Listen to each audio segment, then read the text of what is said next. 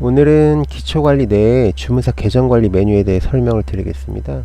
이 주문사 계정관리 메뉴는 저희 CL 프로그램 안에 판매하시는 주문사, 사이트들에 대한 정보를 입력하는 메뉴입니다.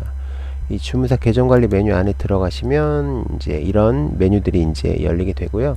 왼쪽 상단에 보시면 기본 제공 주문사라고 해서 사이트 명들이 기재가 되어 있고 그 업체에 대한 양식들이 기록이 되어 있습니다. 이제 기본 제공 주문사 안에 있는 거래처 같은 경우는 따로 주문사를 추가하거나 그 업체가 갖고 있는 양식, 이 양식이라는 건 그 해당하는 업체가 이제 제공하는 엑셀 파일 양식을 말하게 되는데요. 그 양식들은 기본적으로 등록이 되어 있기 때문에 따로 설정을 하거나 주문사를 추가하거나 하시지 않아도 됩니다. 이 기본 제공 주문사 같은 경우는 저희가 이제 기본적인 모든 정보를 가지고 있기 때문에 우리 업체는 이 거래처의 물건을 판매한다 라고만 추가를 해주시면 되는데요. 추가하는 방법은 해당하는 주문사를 선택하시고 오른쪽에 보시면 아이디 관리라는 창이 있는데 이쪽에 추가 버튼을 누르시면 아이디를 추가할 수 있는 메뉴가 나옵니다. 연동 주문 수집을 사용하는 업체 같은 경우는 지금 보고 계시는 이 창을 보실 수가 있고, 연동 주문을 사용하지 않는 업체 같은 경우는 오른쪽에 있는 연동 로그인 정보는 나오지 않고 왼쪽에 있는 아이디 관리만 보실 수가 있는데요. 이 해당하는 주문사의 아이디를 여러 개 쓰시는 경우가 있기 때문에 아이디별로 구분을 할 수가 있습니다.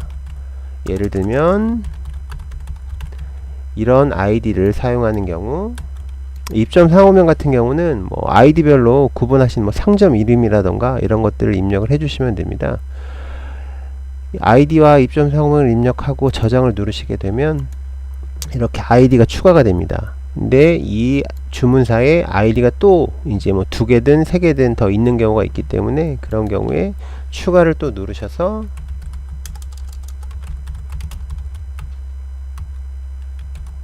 아이디를 추가를 또 해주실 수가 있습니다. 저장을 누르게 되면 저장이 됩니다. 그러면 이 1300K라는 주문사에 아이디가 두 개가 이제 추가가 된 걸 보실 수가 있는데요. 이 1300K라는 거래처에 아이디를 등록을 하게 되면 이때부터 판매 주문사 일괄 등록 메뉴 안에 해당하는 거래처에 해당하는 아이디를 선택을 하실 수가 있습니다. 이때부터 원하는 아이디를 선택을 하셔서 파일 불러오기로 주문을 접수를 하게 되면 접수한 주문건의 아이디가 구분이 되게 됩니다. 연동 주문 수집을 사용한 업체 같은 경우는 이 왼쪽에 기본 제공 주문사에 노란색으로 표시가 되어 있는 업체들은 연동 주문 수집이 가능한 업체라고 보시면 되고요. 만약에 우리가 11번가나 1300K를 진행을 한다 라고 하시면 이 11번가와 1300K는 연동 주문 수집이 가능한 업체이기 때문에 연동 주문 수집을 사용할 수가 있습니다. 이 연동 주문 수집을 사용하는 업체 같은 경우는 주문사 계정 관리 안에 그 해당하는 아이디에 연동 주문 수집을 할 수 있게끔 연동 아이디와 패스워드를 입력을 해 주셔야 되는데요.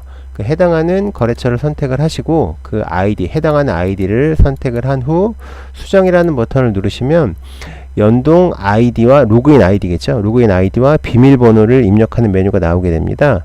아래쪽에 있는 추가 수정 버튼을 누르시면 로그인 아이디와 비밀번호를 입력하실 수가 있습니다. 로그인 아이디와 비밀번호를 입력하시고 변경 내용 저장을 누르시게 되면 이때부터 연동 주문 수집을 사용하실 수가 있습니다.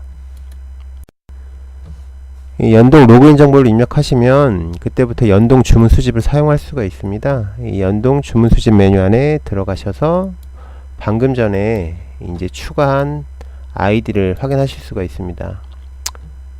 이 11번가에 뭐 이런 식으로 이제 해당하는 아이디가 이제 나오게 되겠죠. 그때부터 이제 주문 조회해서 주문 수집을 사용하실 수가 있습니다. 이제 아래쪽에 있는 사용자 추가 주문사라는 부분을 살펴보겠는데요. 사용자 추가 주문사라는 건 저희에게 등록이 되어 있지 않은 사이트들은 직접 거래처 이름과 그 해당하는 거래처의 양식을 등록을 해서 사용을 하셔야 되는데요. 처음에 프로그램을 설치하시고 로그인 하시면 이 부분이 공란으로 되어 있을 겁니다. 아무것도 등록이 안 되어 있기 때문에. 그럼 이제 우리가 위쪽에 있는 기본 제공 주문사가 아닌 직접 따로 추가해서 사용해야 되는 거래처가 있는 경우는 추가 버튼을 누르시면 이렇게 직접 양식을 추가할 수 있게 되는데요. 이 주문사 명 쪽에 우리가 부르는 이름이 있겠죠. 그 거래처에 해당하는 주문사의 이름을 입력을 하시고, 이제 아래쪽에 보시면 양식을 설정을 하셔야 됩니다. 그 해당하는 주문사에서 매일 엑셀 주문을 다운 받으실 텐데, 그 다운받는 양식을 설정하는 메뉴가 들어가 있습니다. 이 주문 엑셀 양식 블록이라는 버튼을 누르시면 그 해당하는 거래처에서 받으신 엑셀 양식이 있겠죠. 그 양식을 일단 열기를 하시게 되면 상단에 있는 부분에 그 해당하는 거래처의 양식이 불러와지게 됩니다. 자, 이 양식 제목의 행부터 살펴볼 텐데요. 양식 제목의 행이 엑셀 파일을 불러와 보니 1번 행에는 빈 공란이고, 이제 2번부터 타이틀이겠죠. 제목이겠죠. 그럼 이제 이 해당하는 주문사의 양식은 3번부터다. 이런 식으로 이제 지정을 해 주시는 겁니다. 타이틀은 3번이고 주문건은 4번부터이기 때문에 4번이라고 설정을 해 주시면 되고, 해당하는 주문사의 아래쪽에 합계라던가 불필요한 정보가 들어오는 경우가 있습니다. 그런 경우에는 끝에서부터 제거할 행의 개수는 몇 번이다 라고 지정을 해주시면 그 아래부터는 주문을 가져오지 않습니다.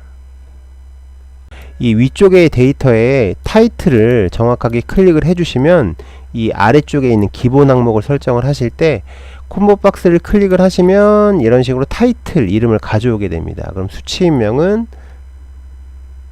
이제 수치인명이겠죠. 이런 식으로 양식을 지정을 해 주실 수가 있습니다. 우편번호, 상품 코드가 있는 경우에는 상품 코드를 설정을 해 주시면 되고, 상품 코드 같은 게 없다라고 하시면 공란으로 두시면 됩니다.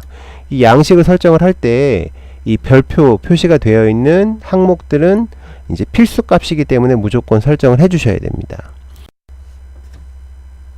이제 마저 설정을 해 보겠습니다. 결제 금액 같은 경우는 결제 금액 정보가 있는 경우에 결제 금액 정보를 넣어 주시면 되고요.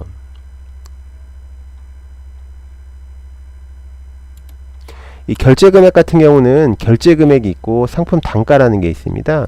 결제 금액 같은 경우는 그 사이트 발주서 안에 상품의 합산 금액이 들어오는 경우, 만원짜리 상품을 2개를 구매하면 2만원이라고 들어오는 경우, 그런 경우에 결제 금액 란에 세팅을 해주시면 나중에 상품 수량을 나누게 해서 실제 소비자가를 등록을 하게끔 되어 있고요. 그렇지 않고 우리는 그 사이트는 정확하게 만원이라는 상품 단가가 주어지는 사이트의 경우에는 상품 단가를 입력을 해주시면 됩니다.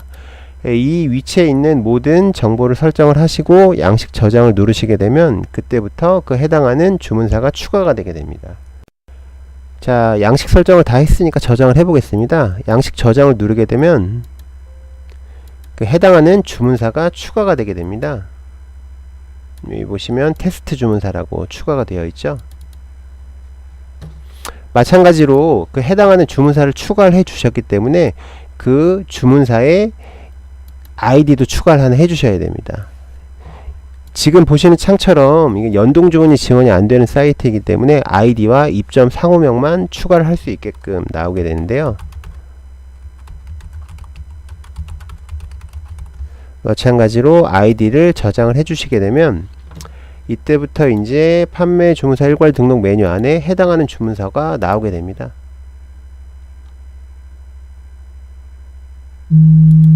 그럼 주문사 일괄 등록을 사용하실 수가 있겠죠.